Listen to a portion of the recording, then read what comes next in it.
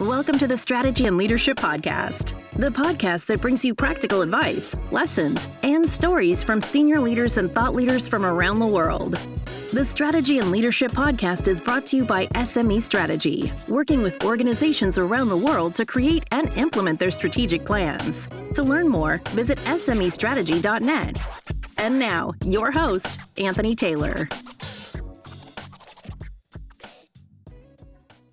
Hey there, folks. Welcome to today's episode of the Strategy and Leadership Podcast. My guest today is Darryl Stickel, Ph.D. He did his Ph.D. building trust in hostile environments from Duke University. He is in British Columbia, which, if you didn't know, that's where my home is. Darryl, I'm so excited to speak to you. Thanks for being here today. It is such a pleasure to be hanging out with you and your guests, your listeners. So let's see if we can share some information with them. Let's do it. So why don't you tell our listeners a little bit about you, your background, and then we'll get into our chat. Sure. So I was born and raised in Fort St. John, so northeastern British Columbia. Moved to Victoria, did an undergraduate degree in psychology, master's degree in public administration. I was working in native land claims for the federal government. And they would ask me these sort of deep philosophical questions like, what is self-government? Or what will the province look like 50 years after claims are settled? The last question they asked me is, how do we convince a group of people who have shafted for over 100 years they should trust us? And I thought, man, that is a good question. So I went to Duke and wrote my doctoral thesis on building trust in hostile environments. Cool. Well, one of the things, so for our listeners, who don't understand the complexity of the relationship between First Nations in Canada and in BC, and in the light of recent events, a couple of years ago, but they're not that recent because the group that has been shafted traditionally, and it continues today. So it's a very interesting is not the right word, but paradigm. And so as somebody in BC, we talk about truth and reconciliation, all that. It's neat to hear. But of course, the idea of conflict is international, and the work that you've done has taken you into a lot of different groups. So, I don't know where I want to ask you first. I want to kind of ask you, what have you touched on? What did you learn in your doctoral research? And then we'll maybe get into some application pieces. Yeah. So when I started, I started to realize that a lot of the work on trust was really focused on uncertainty. And for me, the definition of trust is a willingness to make yourself vulnerable when you can't completely predict how someone else is going to behave. And so there's in the definition elements of uncertainty and vulnerability. And so if we start to break down where trust comes from, well, it comes from these underlying assumptions or perceptions about how uncertain am I and how vulnerable do I feel. And so there are gaps in the literature. When we decide to trust someone, we ask ourselves two fundamental questions. And the first is, how likely am I to be harmed, which is perceived uncertainty. And the second question is, if I'm harmed, how bad is it going to hurt, which is perceived vulnerability. And those things actually multiply together to give us a level of perceived risk. And we each have a threshold of risk that we can tolerate. And if our perception of that risk goes beyond the threshold, we don't trust. If it's beneath it, then we do. And so building trust actually becomes fairly simple. It's, where does uncertainty come from? And how do I take steps to reduce it? Where does vulnerability come from? And how do I take steps to help the other person manage that? And so what are the levers that I can use to make people more comfortable deciding to trust me? Now, there's a few places that I went off the beaten path in just that conversation. So uncertainty comes from us as individuals, and it comes from the context that we're embedded in. Most of the research hadn't really talked about context at all. And so it didn't do a good job of explaining why we trust some people without knowing anything about them. You go to a doctor's office, you get in a cab, you get on an airplane, you believe the pilot's made it through all 12 steps of that substance abuse program, right? And then virtually none of it talked about vulnerability, which meant that we treated trust like a dichotomous variable, like it was either present or absent, like an old-time light switch, right? The light was either on or off. Reality is we trust some people more than others. And so we couldn't talk about depth of relationship unless we started talking about vulnerability. And so those are two places that I sort of really differed from the existing literature. And then after we've made that trust decision, there's a perceived outcome. And we interpret the world through stories And so we evaluate the outcome based on whether it was good or bad for us and who gets the credit and who gets the blame. And so again, there's a couple of levers in there that we can pull to make people more comfortable trusting us the next time we engage with each other. In the middle of all this is our emotional states, whether we like or dislike somebody else. And 99% of the trust research treats people like they're rational actors. And Anthony, I don't know if you've met people before, but we're not always rational. And so, the more extreme our emotional states become, the less rational we are. And so in a lot of these long-term disputes, we see people trying to take these cognitive rational approaches to building trust when it's really a deeply emotional issue. And so the model that I had actually gave me a framework to understand trust more effectively, to actually start applying concepts to be more proactive, because a lot of people are talking about trust, but they're not talking about what to do about it. And so it gave me levers that I could pull. I think there are 10 levers we can use to build trust effectively with other people. Now, we all have the ability to build trust. Some are just better than others. And those who aren't very good have a lever that they pull. Usually it's the ability lever, right? I have these kinds of credentials, this background, this much experience. Those who are better have multiple levers. Those who are really good have multiple levers and they know when to pull which one. So I've spent, I went to work for McKinsey and Company after I finished my doctorate. And they said, wow, you got really good client hands. Let's send you to the worst places possible. So now I'm on the ground getting a chance to apply these concepts, getting to practice these skills. And over the last 20 years of helping organizations and individuals better understand what trust is and how it works and how to build it, it's been like a nonstop learning lab. And so I've helped companies from all over the world figure out how to build stronger relationships, either within their company or between them and their clients. I've worked with families trying to help them build stronger relationships with their kids. I've worked with couples trying to figure out how to build stronger relationships with one another. I've applied the model all over the world and to a really broad range of topics, and I've learned a lot doing that. Yeah, that's so, fascinating, cool. I can't imagine what that's like, and I'm really looking forward to getting the book personally. One of the things that really stuck with me is that the idea of people being rational, and that if everything was a computation, that you could say, hey, let's get below this level, everything would be fine. And there's the kind of corporate conflict, right? That you assume everybody has the best intentions. You can basically work within that paradigm, and it's, call it, relatively simple.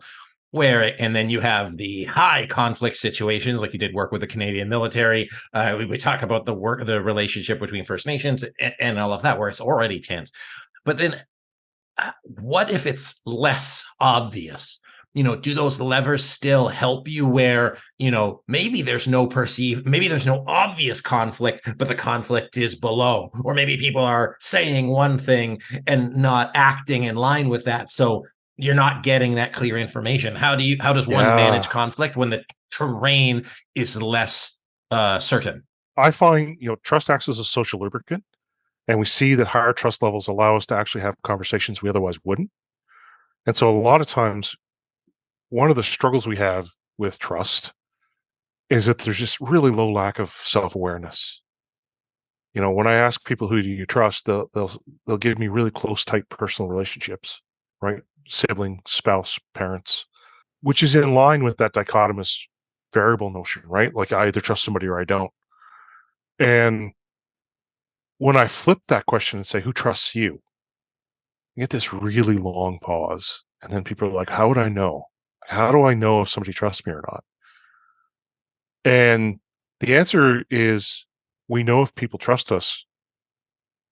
Let's go back to the definition. It's a willingness to be vulnerable when we could choose to do otherwise, when we can't completely predict someone else's behavior. So the question becomes, how can people make themselves vulnerable to me? And do they? So if I'm a leader, do my people give me real development needs? Do they come to me with bad news, or am I the last to know? Do they push back against things they don't think are going to work? Do they take risks, try new things, knowing that they might fail? These are all ways that they can make themselves vulnerable. And do they ask for help? And one of the challenges that I'm seeing in the world right now is Trust levels are about the lowest we've ever seen. And it's because our vulnerability certainly hasn't gone down. But if we think about that model, our uncertainty is bouncing all over the place, right? And so we see pandemics, we see race relations, we see international conflict, we see issues between genders and changes in norms and values. All of these things are causing us a profound amount of uncertainty. And so it's harder and harder to be willingly more vulnerable. And that's the challenge we face. And that's the challenge that the leaders that are listening right now face. Because if you want your people to trust you, they need to be vulnerable to you. And it's harder now than it's ever been. And you know what that means? It means you got to have the guts to go first. Because one of the ways we build trust is by actually leading with our imperfections, by being willing to be a little bit vulnerable first to show them that it's okay to make mistakes, that we don't have all the answers, that we're not perfect. So it creates an environment where they actually feel like, hey, if the boss is able to make mistakes, then so am I. And one of the lines that I give to the people that I coach is, what made me a good leader 10 years ago is not the same thing that would make me a good leader now. Mm-hmm. And if I want to be a great leader 3 years from now, I'm going to have to learn, grow, develop, try new things. I will stumble. I may fall. My expectation is that when I do, you're going to be there with me, supporting me, helping me learn from those experiences, because that's exactly what I'm going to be doing for you. I was just before speaking with you, interviewed a CEO of a multi-billion-dollar business in Andy Lansing, and what I was taking away just the kind of parallel. And like one of the first things he said, he's like, "Hey, I don't know everything. I hire people smarter than me, and I provide a space for me to be," and I don't know if he said humble, that was the word that I come up, like a humble nature, so that you're creating a space for two parties to be in. Like if there's no space to occupy you in my space, then there's nothing that I can't do anything for you if I haven't created space. And then throughout our conversation, I was thinking of, you'd mentioned race relations, and again, look at like African-American community in the US and their relationship with police. And so, why is that? Is it that police are insufficiently trained? Is it that they don't have an opportunity to be humble or to have that self-awareness? And likely is that there's such high uncertainty that they are using their heuristic, and B, that level of uncertainty in their job, which is by no means easy. So I'm not throwing them under the bus in that regard, but military situation, police situation, you have the highest degree of uncertainty, and there's very little trust because your relationship is established because somebody already did something to break trust. So they're likely not going to be that. So I just find that just so interesting, of those big societal problems, race structures. So I'm sure you covered that or touched on that, or at least pontificated on that. What are your thoughts as that relates to Well, and I've written an article about rebuilding trust with the police. I've written a couple of articles on that topic, actually. And Naheed Nenshi, who's the former mayor of Calgary, sent me a note saying this was so profoundly timely for my police force.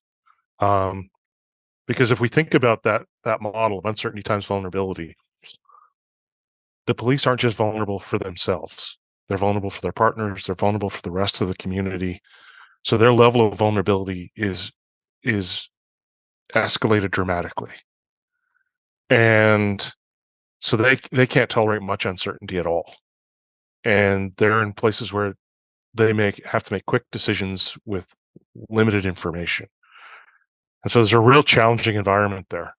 And the challenge for those who are being overseen by the police is that within the US, there are so many different policing bodies that all have different rules and regulations and all have different training methods.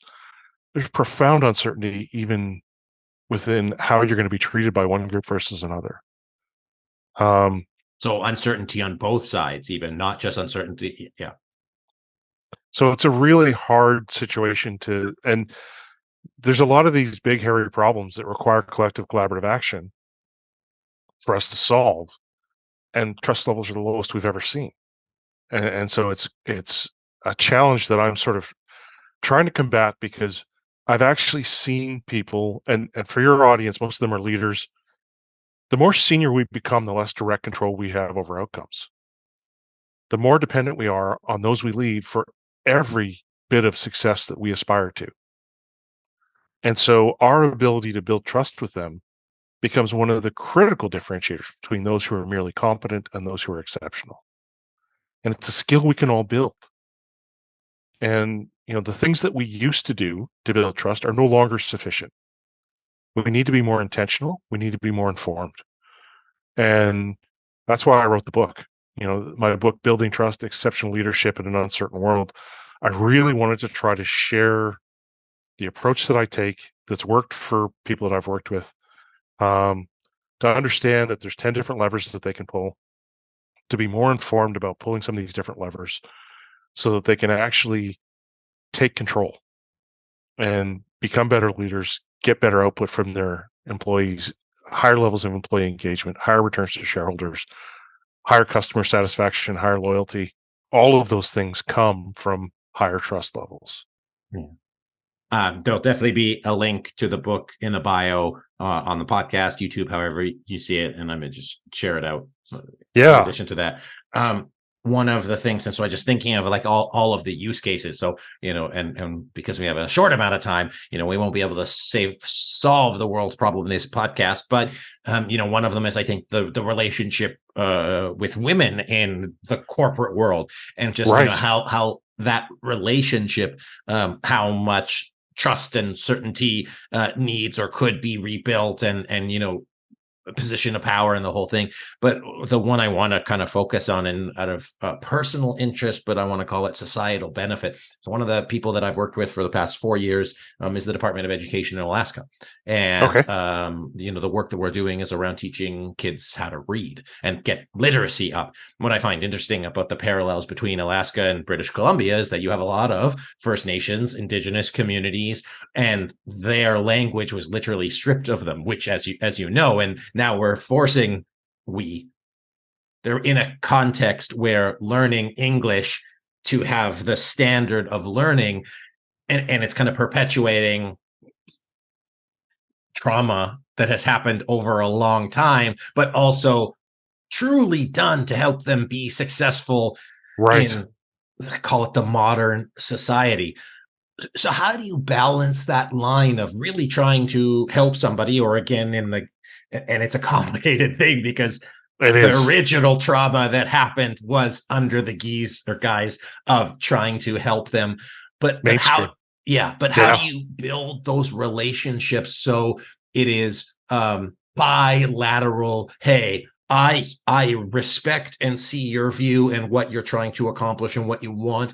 I have my own thing that I'm trying to accomplish. And how can we truly work together so that we have mutual benefit towards our respective shared outcomes? Okay. So just a softball question for you. Yeah, that's an easy one. Thanks for just lobbing that right at the end here. It's a great question. And part of the challenge, I think, is around the issue of benevolence. So there are 3 levers we can pull as individuals. I said uncertainty comes from us as individuals, and it comes from the context that we're embedded in. Often we don't have profound control over the context, but we do have some control over our own individual behaviors. And the 3 levers for the individual perspective are benevolence, so the belief you've got my best interest at heart; integrity, do I follow through on my commitments and do my actions line up with my values? And ability, do I have the skills to do what I say I'm actually going to do? And, when I stand in front of parents and I ask them who here has their kid's best interest at heart, all the hands go up. When I flip that question and I say, how many of your kids would say that? I get about a third, and it's somewhat hesitant. So if it's not obvious in a place where it's supposed to be obvious, then how do we make it obvious as a leader or as an educator trying to help someone who's struggling? How do we make it obvious that we have their best interest at heart? And I'll tell you the story. Like, there's a couple of stories that I have. One is with my son who decided he wanted to get a baseball scholarship and go to the US and try to be a baseball player. And so I said, well, to do that, you have to eat well, you have to exercise a lot, you have to do well in school to get the scholarship opportunity. You have to be well liked by your coaches, you have to be a good teammate. Like there's all these attributes that have to show up for you to get a baseball scholarship.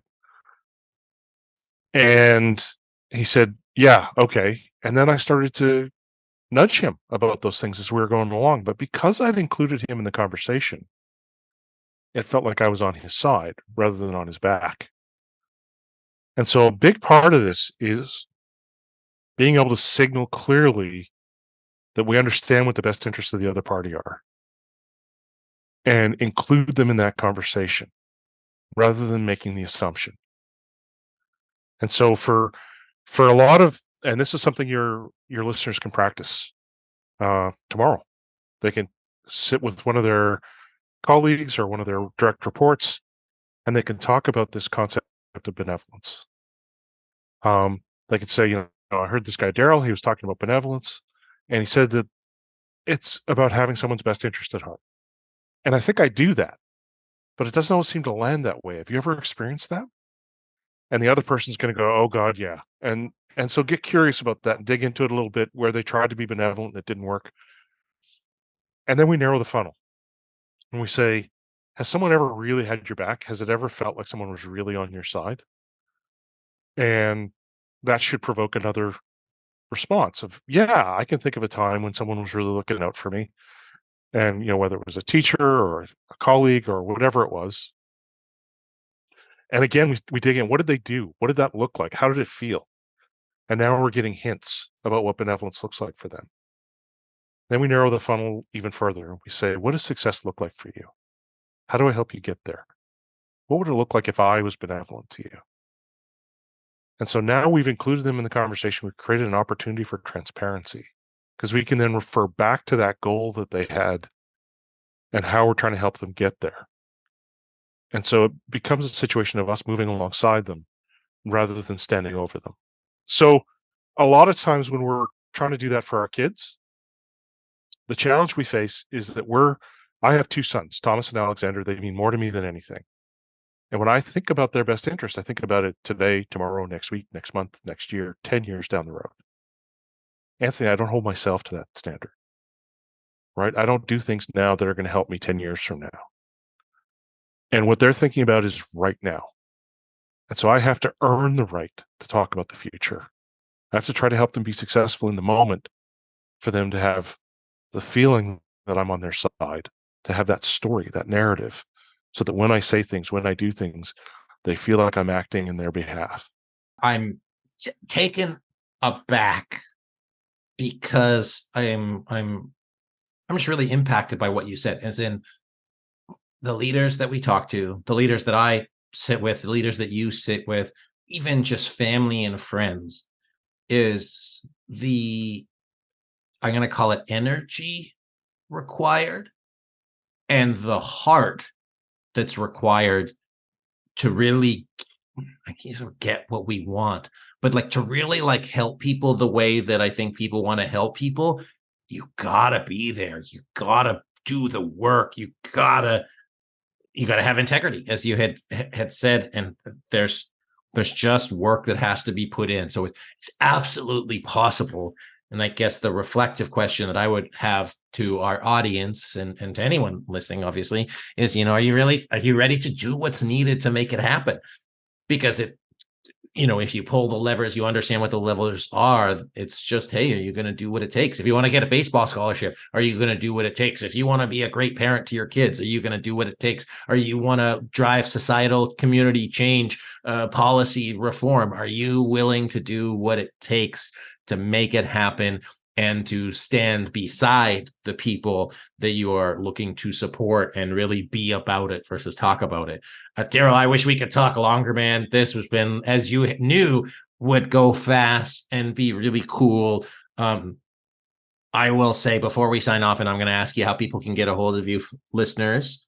I talk to a lot of people, And if there's one person that I would say, hey, get this guy in your boardroom, get this guy in front of your organization, I never do that and never say it. And I'm not even the kind of person who says they don't say it and then actually does say it. But Darryl, I'm so excited to pick up your book. I will get this in as many hands of the people. And I think it's the building blocks to really create a better society, better community, better everything that we're looking for, as long as we do the work and don't just talk a bunch. So where can people connect with you? Where can they learn more about your book? Where can they book you to speak? Where can they just connect with you as a human being?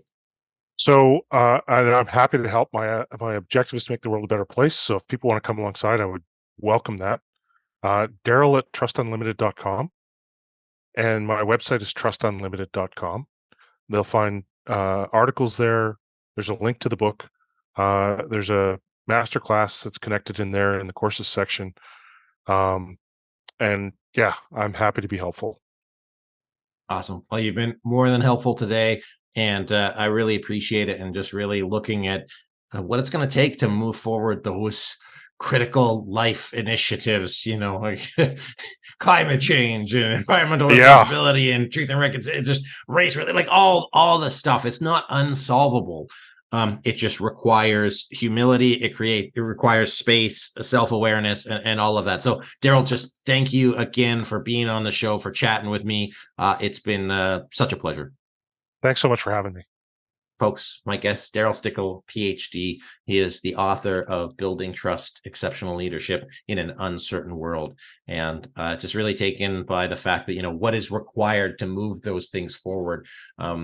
Read the 10 levers, practice them, and stand beside your people, stand in the communities that you want to be a part of, and support by reducing the uncertainty and building that trust. So Darryl, thank you again. Again, my heart is really with you today. I so appreciate it. And hopefully we can do that for all of our communities and take those steps tomorrow, folks. So listen to the podcast again, talk to your people, play this with your people. And Darryl, again, I can't thank you enough. So thank you for being here, folks. Thank you for being here. Thank you for listening. Thank you for watching. Thank you for just being along for the ride. I appreciate you. And as always, I'll see you next time.